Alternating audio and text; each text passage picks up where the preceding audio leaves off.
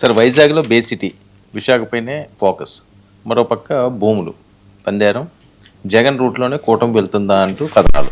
నిన్న చంద్రబాబు నాయుడు గారు వనరుల సమీకరణ దీనికి సంబంధించి ఒక సమీక్ష చేశారు. ఇలా చేయాలి, అమరావతి, తిరుపతి, విశాఖపట్నం ఈ 3 చోట్ల ఎకనామిక్ జోన్స్ పెంచాలి అని. ఇప్పుడు అమరావతి ఏమో ఇంకా నిర్మాణమే జరగలేదు కాబట్టి ఇది ఒకటి, తిరుపతిలో చేయాలని. కానీ బే సిటీ అన్నది గోవాలో ఇంకా కొన్ని చోట్ల ఉన్నట్టుగా వైజాగ్ దగ్గర 57-58 ఎకరాల్లో బే సిటీ, మనం వైజాగ్ బే అంటే అదే బే ఆఫ్ బెంగాల్ కదా, అది బే సిటీ చేయాలి. ఇక్కడికి భారీగా పెట్టుబడులు ఆకర్షించాలి. చాలా కార్పొరేట్ సంస్థలన్నీ కూడా దీనికి అందుబాటులో ఉన్నాయి పెట్టుబడులు పెట్టడానికి. కాబట్టి బే సిటీ మీద మనం చాలా ఫోకస్ పెట్టాలని చెప్పి ఆయన గట్టిగా అధికారులకు ఆదేశాలు ఇచ్చారు. ఇక్కడ ఆసక్తికరమైనది ఏమంటే చర్చ రాజకీయ వర్గాల్లో వస్తుంది. జగన్మోహన్ రెడ్డి 3 రాజధానులు అన్నారు, విశాఖపట్నంలో రిషికొండ కట్టాడు. ఆ కట్టింది కూడా ఇంతవరకు ఎవరికి ఇవ్వాలి, ఏం చేయాలో పూర్తిగా తేలలేదు. కానీ చెప్పకుండానే కూటమి కూడా విశాఖపట్నం మీదే ఫోకస్ అంతా ఉంది. గూగుల్ డేటా సెంటర్ దగ్గర నుంచి తర్వాత మళ్ళీ రిలయన్స్ వస్తుందని, ఆ తర్వాత ఇంకేదో మాల్స్ వస్తాయని, అలా వరుసగా భూముల పందేరం కూడా చాలా పెంచుకుంటూ పోతున్నారు.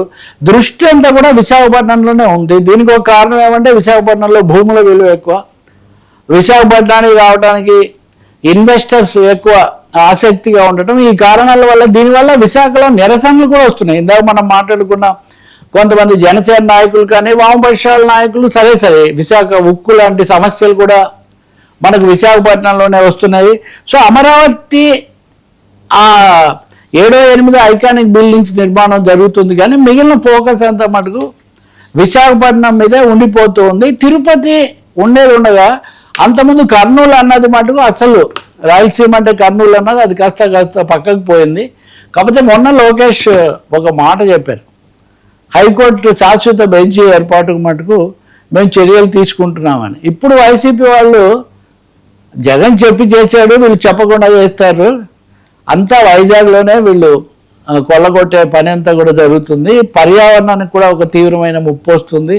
నిన్ననే విశాఖపట్నంలో రౌండ్ టేబుల్ కూడా జరిపి ఈ డేటా సెంటర్ల వల్ల వచ్చే కాలుష్యము, వేడి ఇవన్నీ కూడా వాతావరణాన్ని దెబ్బతీస్తాయని ఏకగ్రీవంగా వాళ్ళందరూ కూడా చేశారు. అలాగే భోగాపురం విమానాశ్రయం వచ్చి మొత్తం అక్కడికి ట్రాఫిక్ డైవర్షన్ చేస్తే విశాఖ విమానాశ్రయం ఏమవుతుంది?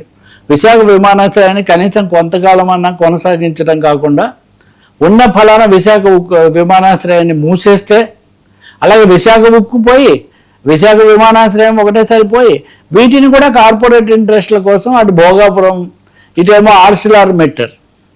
సో కార్పొరేట్ విశాఖపట్నం విమానాశ్రయం నేవీదని కదా, వాళ్ళు హ్యాండ్ చేసుకుంటారు. కరెక్టే ఉంది కదా, ఇంతకాలం నడిచింది. ఇప్పుడు ఉన్న ఫలానా మూసి ఇప్పుడు బేగంపేట విమానాశ్రయం ముఖ్యమైన వాళ్ళు రావడానికి దీనికి విశాఖ వాళ్ళు ఇప్పటివరకు విమానాశ్రయానికి వెళ్ళిన వాళ్ళు ఇప్పుడు చాలా దూరం వాళ్ళు 2 గంటలు 3 గంటల ప్రయాణం చేయలేదు. న్యాచురల్ జస్టిస్ అనేది ఒకటి ఉంటుంది కదా.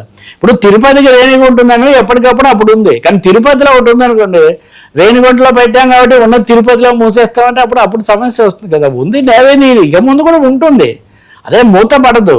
దాన్ని ఆ సదుపాయం ఇక్కడ కూడా కల్పించాలని నేను చెప్తుంది. ఏంటంటే ఒక కార్పొరేట్ విశాఖ తయారవుతుంది.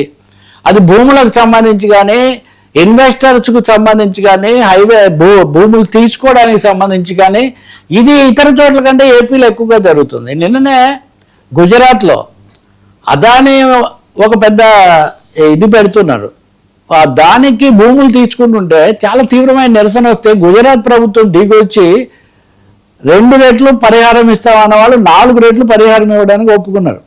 అదాని పార్క్, అది సోలార్ ఇంజనీరింగ్ లాంటిది, రిలయన్స్ వాళ్ళకి కూడా అక్కడే ఉంది.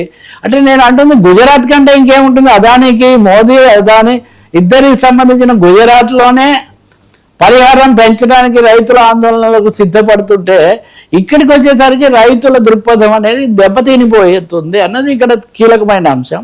ఇంకోటి ఏమో అమరావతి మీద ఇంకా శ్రద్ధ పట్టే బదులు వైజాగ్ మీదకి డైవర్షన్ అయిపోతుంది, ఎక్కువైపోతుంది. 2 విధాల నష్టమే. అయితే ఈ రాజకీయంగా నడుస్తున్న చర్చ నేను చెప్తున్నాను. సో అక్కడే చెప్పి ఒకరు చెప్పక ఒకరు అదే రూట్లో పోతున్నారా అని. సార్ జడ్జిల ఎంపికలో తప్పులు, అర్హులకు ఆటంకాలు, సర్కార్ ఆశీస్సులతో చాలా తీవ్రమైన విషయం అండి. నిన్న ఇద్దరు చాలా సీనియర్ అడ్వకేట్లు కపిల్ సిబాల్ తర్వాత దుష్యంత్ దవే